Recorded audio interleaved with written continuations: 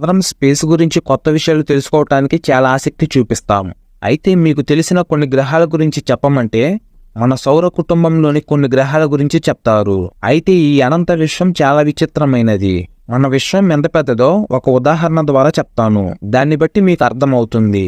ఉదాహరణకు ఈ విశ్వం మన భూమి అంత ఉంటే మన సైంటిస్టులు చూసిన విశ్వం ఇసుకరవ్వంత. ఈ ఇసుకరవ్వంత విశ్వంలోని ఎన్నో కోట్ల గెలాక్సీలు, ఆ గెలాక్సీలో కొన్ని కోట్ల నక్షత్రాలు, గ్రహాలు ఉంటాయి. దీన్ని బట్టి మన విశ్వంలో ఎన్ని గ్రహాలు ఉంటాయో అర్థం చేసుకోండి. అయితే ఇప్పటి వరకు మన సైంటిస్టులు కనిపెట్టిన విచిత్రమైన గ్రహాలలో కొన్నిటి గురించి ఇప్పుడు చెప్తాను.